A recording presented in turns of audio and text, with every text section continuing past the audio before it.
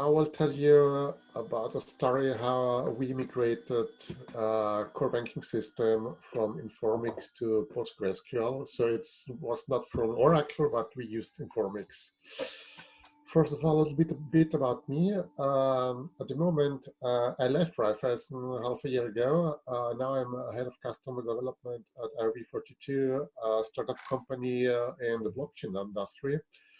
And before I worked as a senior software architect at the Raiffeisen Group IT, which is responsible for the technical quality of the core banking system of Raiffeisen Building Society Bank. Before that, I worked for 8 years in the aviation industry, and I have to say I am not really a database specialist. I am more a software architect, and for me, it was always the goal that I shouldn't know as much as possible from the persistence I'm going to use, as long as it's doing what I expect to do. And I agree with Michael when he said 9 times out of 10, if you have problems, it's not the database, it's more the data. How do you store, how you store the data. I know Postgres since version 8.1 in 2005, and I just remembered that we already made kind of hot standby with distributed databases on Postgres already there. It was quite complicated this time, and it's out of the box now since version 11, but at this time it was already possible. So what's talked about? It's about banks like it, risk management, how we migrated from Informix IBM, which was run on Oracle Solaris, to PostgreSQL on Linux. What kind of problems we faced doing it, and what solutions we found facing those problems.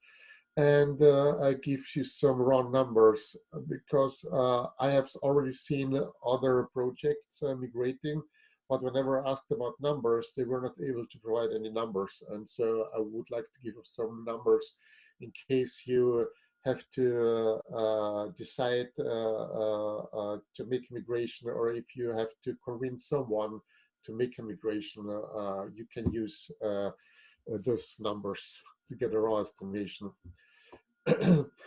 So what was the motivation of this migration? From the management part of view, or like how I convinced my bosses to do it, it was naturally reducing the total cost of ownership, running Solaris with IBM Informix cost a lot. And the versions we were using at this time for the operating system, Solaris, and for the Informix was quite old already. We had to migrate anyway, or let's say upgrade the technology. And we had already experienced 8 years or 10 years ago, just when I arrived at Raiffeisen, how cumbersome and expensive it was to upgrade major versions, and not only one major version, but multiple major versions. So we had to do that again, and we had not a good feeling about that. My major motivation was, as software architect, was Informix.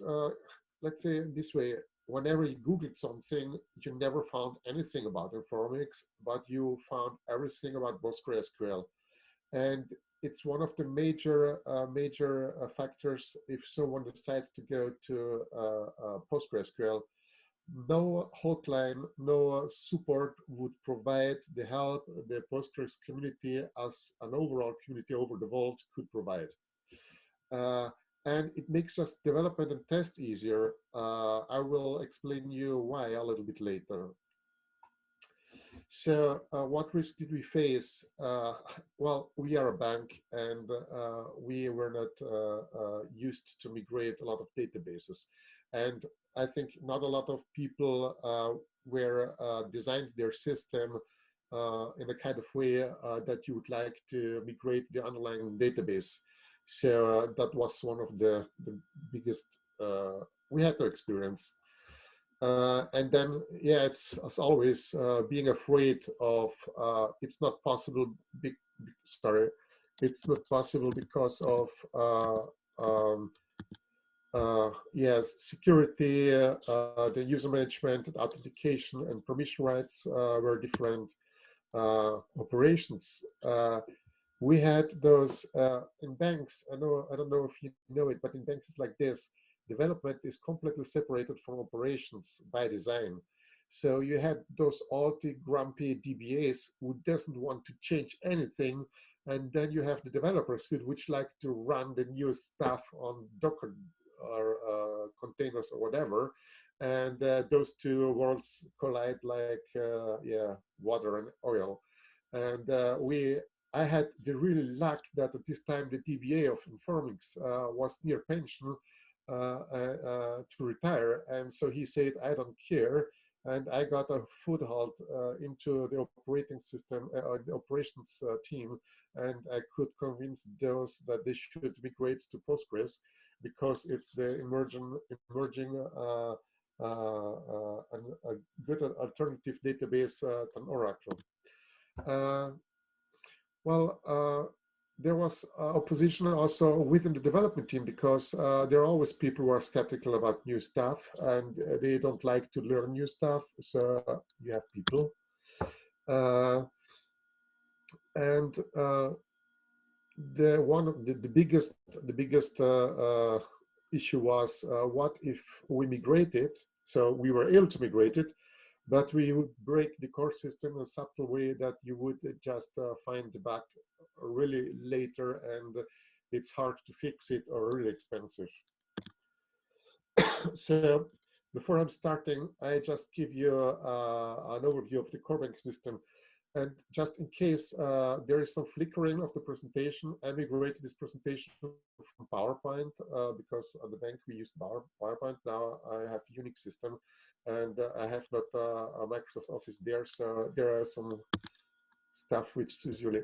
So this was our scheme, and just believe me, I was the software engineer of the database, but I didn't design this.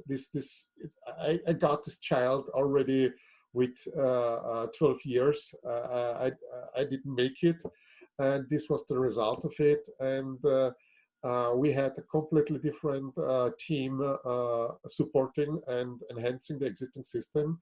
And there were only a few people in the team which were part of when this system was designed. So it was quite a challenge knowing what was going on. So what was on top of the database? We had 7 Centura applications. If you don't know what Centura is, it doesn't matter. It's just, let's say, a fat client based on the so-called 4th generation programming language, which basically provide a kind of fancy view into the database, ugly, 15 years old, and I'm still surprised that it's running on Windows. We wanted to get rid of it anyway, but they were still working, and it's the main feature using facing the in-house clients. Then we had a big fat web application where whole Austria was attached or is still attached, where all the banks are attached and using it. Then we have one Java fat client, which is going to replace the 7 Centura applications, but they are not quite there yet from the part of functionality. We had about 400 services running on about 60 servers. Then there were about 250 batch applications. Batch applications are just a command line application which would run during the night and doing some functionality. And then there was the data warehouse exporting data from about 140 tables. These were basically the applications accessing the database, and the database itself about 650 tables with a volume of 1 terabyte, 170 views of 500 stored procedures, and 100 triggers.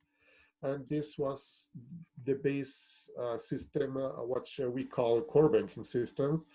And this used all Informix, and the goal was to migrate it to Postgres without service interruption and without bugs. So what was the technology stack? We had the Centura clients using ODBC running on Windows, accessing the database. Then we had the batch clients and the services which were accessing the database over Rockwave written in C++. Then we have the Java clients and the data warehouse accessing the database over JDBC. And that's what's one of the major problems. We had basically access over 3 different technology stacks like ODBC, Rockwave, and JDBC. And when this posed some problems sometimes. We will see it later. So how did we start migration? We started it like we call it Sprint Zero. We were developing with Scrum methodology, and our Sprint Zero was just, we said this sprint will just be for, let's say we planned a month, and we wanted to say getting as much information as possible, what database feature we were using, what Informix feature were available on Postgres, what was compatible, what was not compatible, where were the high risks in our code, what application used with database objects. All basic questions. You don't know those questions because the people are not anymore in the company, and even if they were, they didn't know what they did 15 years ago. I didn't mention that the core banking system was developed in the end of the 19 years over the year 2000. It was planned to go live before 2000. The year 2K problem was basically the migration of a host system to the Solaris system, but it got live 2003, I guess, and so it was around 18, 19 years when they started for the design of this system. So it was quite old. Not many software components left that long. And naturally, we also researched what kind of products are out there on the market, which would provide a kind of facilitation of this migration. And we came up with, let's say, a plan, and we made this in 3 phases. We say the preparation phase, where we migrate the core banking system to the Postgres database itself. So we basically should have a kind of a current version of our core banking system in parallel on the Postgres. Then we call it stabilization phase, where we provide extensive tests until we say, yes, there is a go or no go. And then the go live phase, where we migrate it and we clean up and tear down the old infrastructure. And we always say in case in the preparation phase we are not convinced that it's going to work, we just abort it, and we will not lose a lot of money, I guess. And so that was it. It was always an agile way, and I said we could stop at any time. So the first phase, and this was the most interesting one for the development part. Our goal was to fail fast and fail hard. We organized infrastructure, which is, believe me, it's quite a challenge for the bank to get infrastructure fast. It's not like an AWS and you can do it, because nothing of the system is attached to the outside world, and you cannot install anywhere. So I started just with a virtual machine on my Windows system running Linux, and that's where I started with the project. We had a kind of, our system, the services, had a 2-phase commit using, and we realized those 2-phase commits were not used that much. So instead of facing the risk to provide a 2-phase transaction over Postgres, which was not so well known or used, or they were only supported by certain companies, we said for us it's easier to migrate those two-phase commits into a single service and provide the commit in one phase, because we want to get rid of those tuxedo services. Tuxedo services are, if you don't know it, it's just a kind of fancy, let's say, a way of web service of the 80s or 90s, which were quite used at this time. And we wanted to replace those technology anyway, so it was not a lost cause, removing those XA transactions. We migrated the database scheme and the data from Informix to Postgres, which is basically just a static data. And then we started to refactor the applications to work with Postgres. And then we should handle the user management and permission rights. This was the idea, how we are going to do. We decided at this point, or after searching for tools, we decided to do it on our own, and we would source out the hard part for us. We didn't want to get specialists in database migration, so we contacted Cybertech, and they did our scheme migration, and they provided us with scheme migration. I mean, the whole static scheme and also the triggers and stored procedures. So this was done by Cybertech.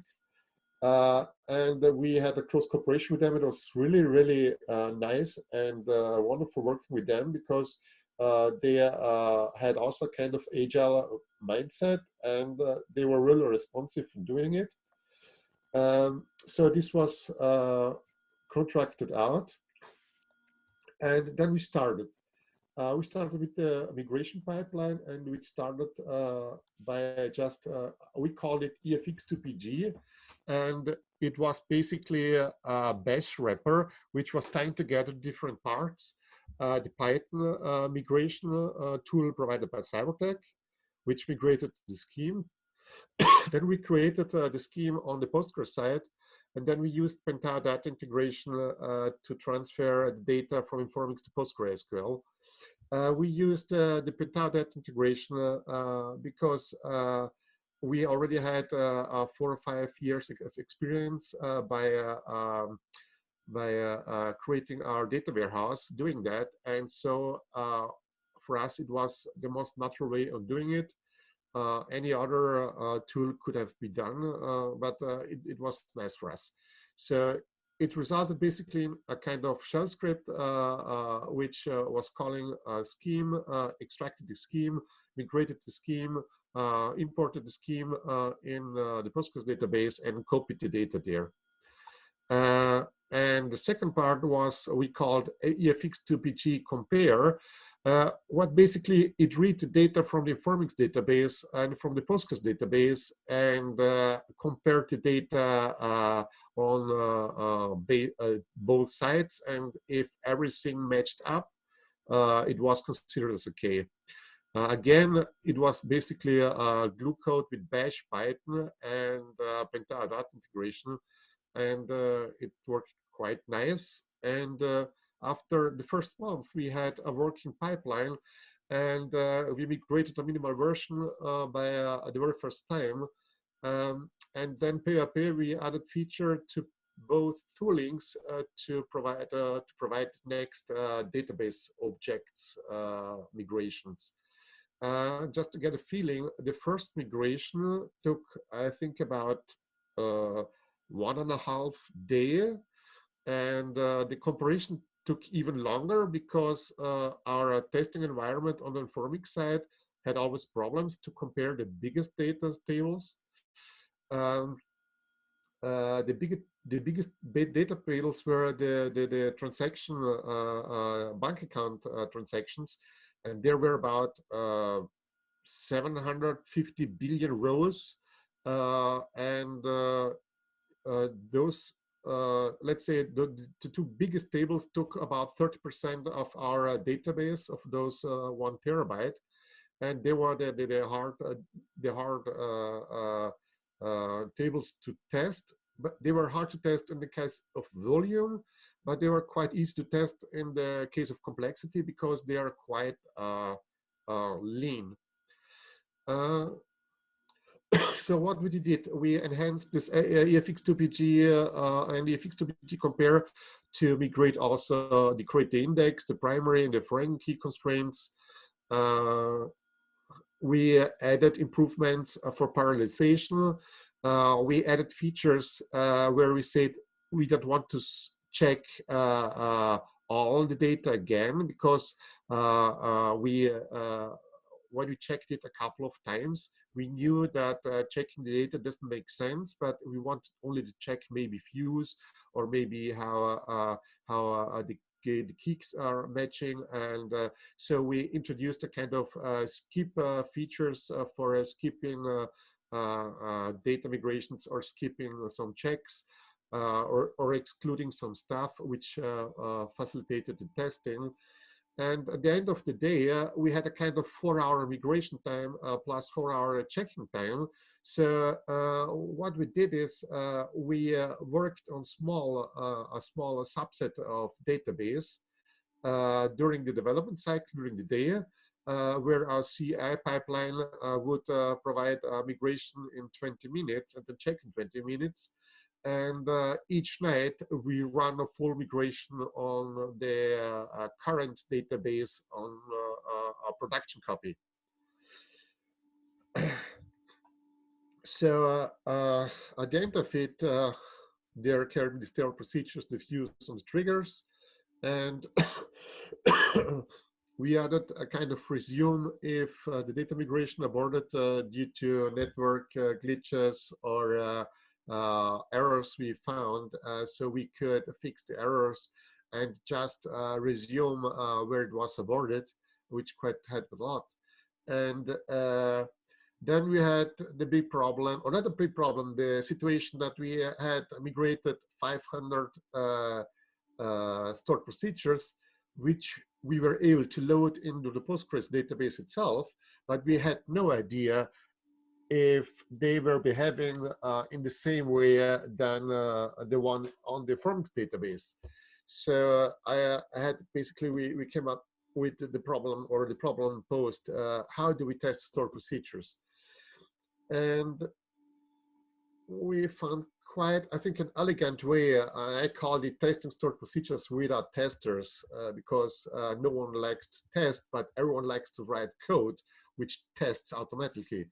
So what we did is, again, with the help of the guys from Cybertech, please enhance our data, our scheme migration with some metadata about the stored procedures.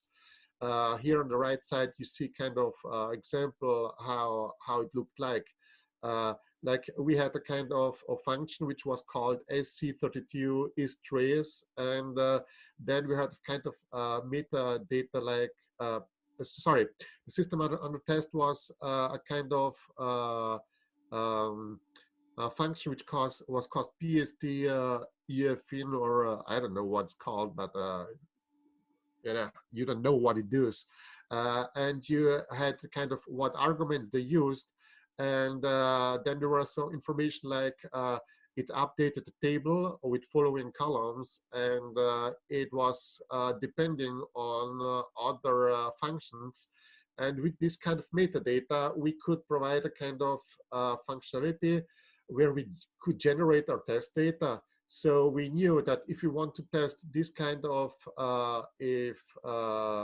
functions, what kind of table is needed, what data is needed, and what other functions are needed to test this function.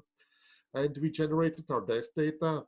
And then we had a kind of test runner which would record the behavior of our generated test data on the Informix data. So what we did is the test runner would load the tables and the stored procedures which were relevant for the stored procedures on the test, create those tables, load the tested data, and afterwards it will just call the stored procedures with different arguments, just random generated arguments, both on the provided data loaded in the table and also provided by the arguments, and then record what the side effects or the feedback of the stored procedures was doing. And with this expected behavior, we run the same thing again in Postgres. We used the scheme and the database model, meta model, to see what kind of tables we have to create. We loaded the same test data again, and then we run those functions again and compare it to this golden expected behavior data. And if they behave the same, we knew that they are the same. So what did we do is we ran those, we generated test data, we recorded expected behavior, and we run it. And we ran about, just to give you an impression, 5,000 tests in less than 1 minute. So it was quite fast. And I had no idea how I could get test coverage information within stored procedures. So if anyone knows how to do that, it would be really nice having this information. Please give me a call or Twitter me. But we just say, if we are just generating enough test runs over the time of our 1 year of stabilization phase, we are quite sure if they behave the same, the likelihood of missing a code branch is quite low. So after we had the static migration completed, we started on refactoring the database clients. This was work in parallel, because we always said the primary goal should be that we change the code of our database clients, that they are compliant against both databases. So how did we do that?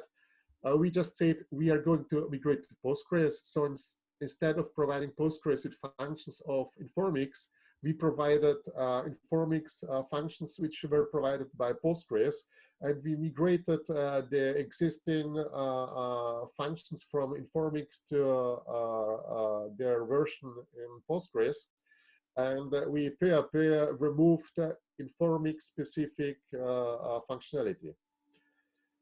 Then we changed the client code and replaced non-ANSI SQL functions with ANSI SQL code, because the code was 20 years old, around the 90s, and Informix was maybe not so compliant at this time, or the people weren't using ANSI compliant code, so we changed that. And we replaced keywords specific to Informix with those functions which I already mentioned before. So what were the differences? And it really sounds strange, but string coding was one of the major issues, because you have the code in C++ and you have the code in Centura, and everything is quoted already. So the quotes of the SQL statement was sometimes escaped, and you could, was quite hard to change a couple 100,000 line of code from double quotes to single quotes. It was a lot of regex and tooling and STD scripts and whatever you were using. And at the end of the day, for the C++ code, it was easier, because if we screwed up something, usually you got a compilation error. But the Centura code was interpreted, and if you screw up something, you get the error when you executed the code and not when you compiled it. So it was quite a challenge. Then one of the hidden let's say Easter eggs was the implicit typecasts. Informix implicitly converted chars to integers, and in Informix, every boolean was basically a character, and it was implicitly converted to integer. And Postgres, naturally, we already had from Michael, it was fully compliant, and it will fail with an error. And again, this has to be tested because there is no way of finding it by compiling it. Then there was different behavior in order buyer on null values.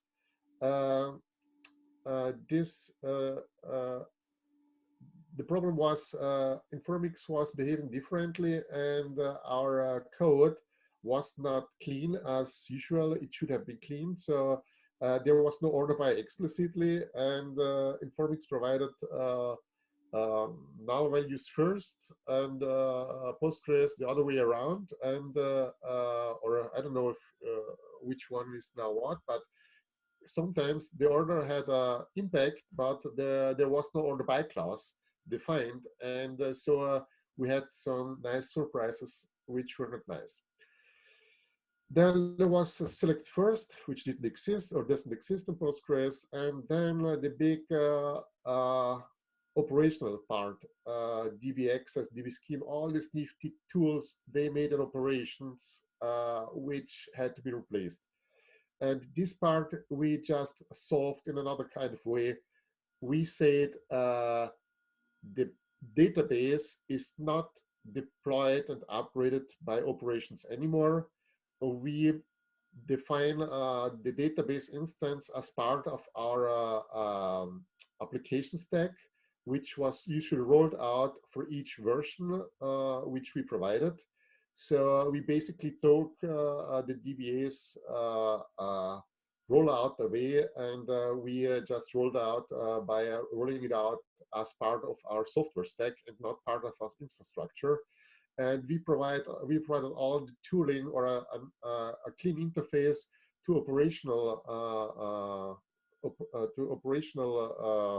tooling in a clean interface, and we have hidden behind clean interface what kind of toolings we are using. So the DBAs would just call tools which we provided, and they were nice with that. So what was also major impact, those outer join construct not compliant to SQL 292 standard. They were really the major horror for us, especially in the stored procedures. You just thank you again for Cybertech. The guy Antonin, I think he's from Finland. He worked quite a lot to translate a kind of, I don't know, there was SQLs go over 4 DIN A4 pages, and you had no idea which table goes to what, and it was quite complicated. At the end of the day, we stopped after the scheme migrator was working quite nice, except for a couple of corner cases. We just rewrote those 4 or 5 statements manually, and we just checked them if they're producing the same stuff, and that was it. This is one of the major hurdles we had. What again, missing functions like NVL, MDA, MDY, decode, year, month, day. And we replaced those with providing on Informix the similar, the exact feature for in a Postgres way, and we changed it in the direction of Postgres, so we could smoothly migrate our code in Informix already, and not have a big code base change. We had to search for functions which behaved differently, like substrings and the code, because the code in Informix did something completely different than the code in Postgres, and substring was behaving differently based on if you started with a 0 or with a 1, and we had to change search the code. What not a big problem. The missing keywords I already mentioned, replaced by functions. And after we did that, we had our first phase finished, and we had basically a core banking system running on Postgres and a code base running on Informix. So we went in the second phase, which I called test until we can sleep soundly. At this time, we started to train our developers about the differences between the PostgreSQL and Informix. There wasn't a big training to do because we just said, okay, don't just use double quotes anymore. Use the single quotes, and we are not compliant code. And it was just give the people also kind of training to the new database technology. The major hurdle was we just changed our CI pipeline, and whenever and we searched basically for incompatible code or Informix specific code. If a developer would introduce alt Informix code, the CI pipeline would just flag it as an error. Then we adapted the data warehouse ETL, which was not a problem because it was going over GDBC and wasn't a lot of work. We had set up for infrastructure and test verification environment. I will go into details a little bit later. And we had to adapt our different environments, which I have to say, we didn't think that we would have so many tools in the development side, which were based on the database, which we had no idea that we have to migrate. And we still had last year at the time not some tools not migrated to to PostgreSQL because they are not used so often, or there is no need for doing it, but we still don't have it. And then at the end of those phase, we had a kind of rehearsal where we provided a decision for a go or no go. And we had to schedule a lot of stuff with our clients, speaking the bank itself, and so on. So testing the clients. With the first phase, we already checked and tested continuously the Centura clients and the Tuxedo services. Indirectly over the Centura clients and also the Java clients. And after the data warehouse migration, sorry, this was already checked. What we didn't have was the batch clients, those 250 applications which were running during the night. And the data warehouse was already done. So what was there the challenge? Usually a batch night was defined as a sequence of batches executed in one night. And what we did is we ran the exact batch night on Informix and in parallel the same on PostgreSQL. And then we compare the differences, and if the differences, if there are differences, they are matching up. And if the differences are applicable and have had no impact on the business logic, then they are okay too. And if any batch had 5 consecutive tests on different data with different data sets, it was declared as okay, and we would not check, not compare the data again. High risk batches, we tested more than 5 times. This was our test strategy, which we wanted to do. The big problem was the batch nights changed all the time. And some batches were executed in parallel. And so there was no way that we could reproduce data insertion in a deterministic way. For example, the technical keys would not match on both databases. And the comparison of the whole database would take over 4 hours, and we could not test after each batch 4 hours because it would take too long. So we had to tune our testing strategy because it was too costly doing it manually, and it took too long. It was error prone. So what did we do? We made a kind of, or called it generation of test environment. And what we did is We had a production database or copy of the production database with access to the log files and the archived files. And so in the first phase, we we had a production copy. We read the business date of the production copy. And based on the business date, we knew what kind of files we have to copy from production in two directories, one for the Informix side and one for the Postgres side. Then based on the log files, we knew what kind of batches were run, and we created a test runner which would orchestrate the whole patch night and run the tests. So this was the setup which we could generate after each night. What we did now was running the test, and it was like the test runner was migrating the database, which take 4 hours. Then we run the first batch. Sorry again.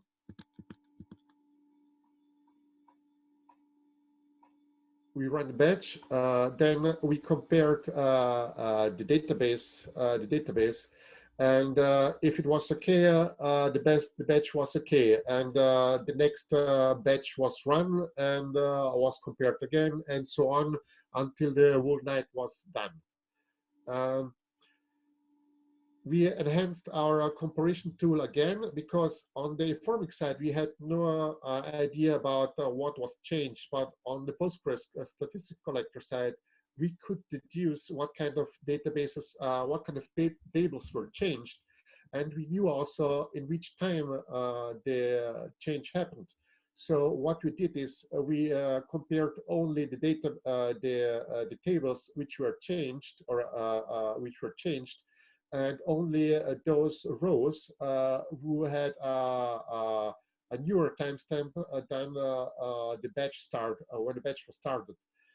We excluded technical keys which could be different, because the insertion order was not always deterministic. We had excluding some modified timestamp and so on. And what we had after a couple of days, we had quite a good metadata. What kind of columns made no sense to compare, and what tables we have to check for which batch. And so we ran those batch nights, and on the beginning it lasted, to test one batch night, it took us 4 or 5 days.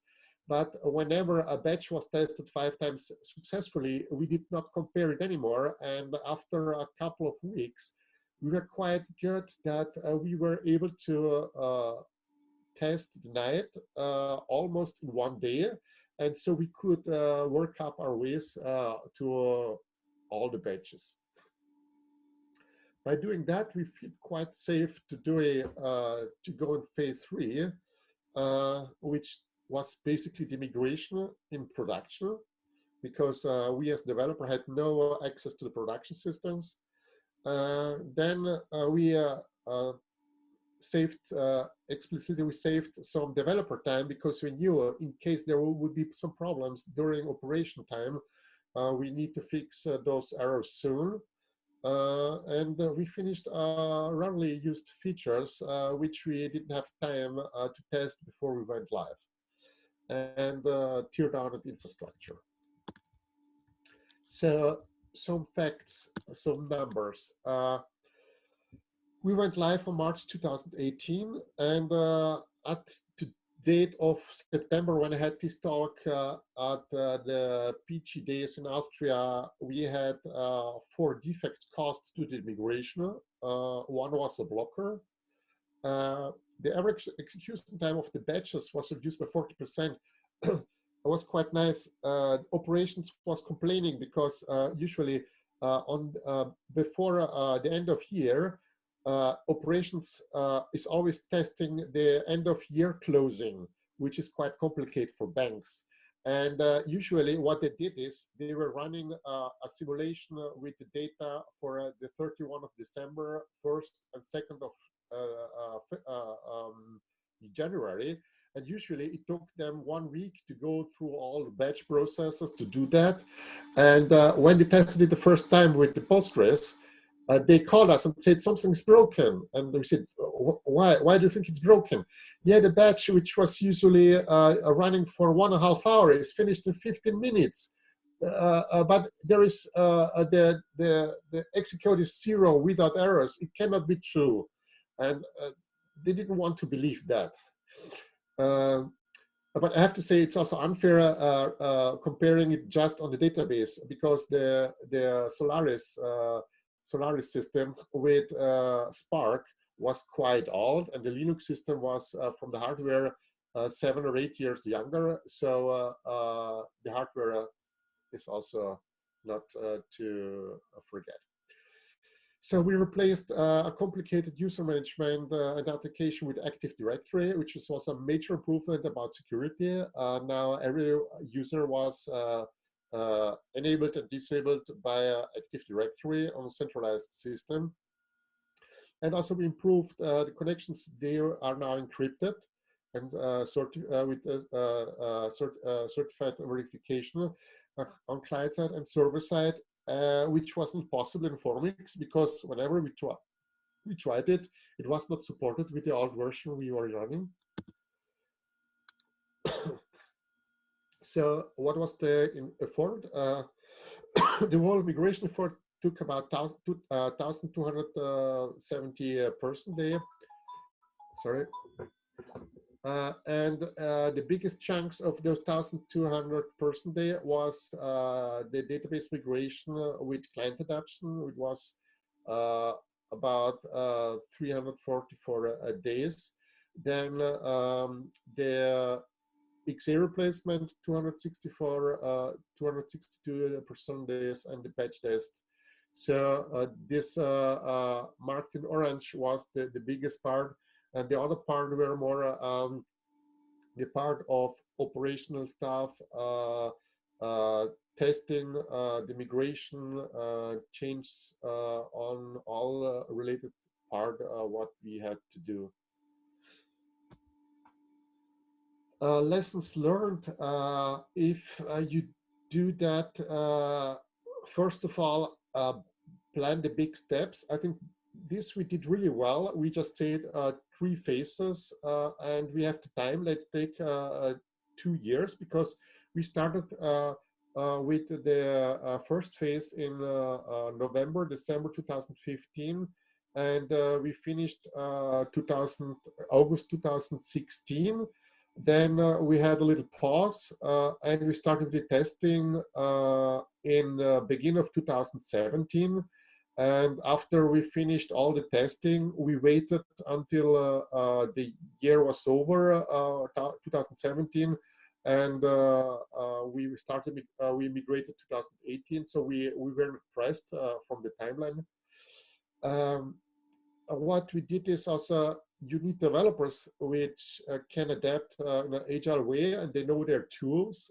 It's not just coding in C++ or Java as we were used to do. Set, grep, regex, bash, Python, whatever you can use it, and focus on the next most important problem. Get specialists from outside which can tackle the really nifty-gritty details which you don't want to do. And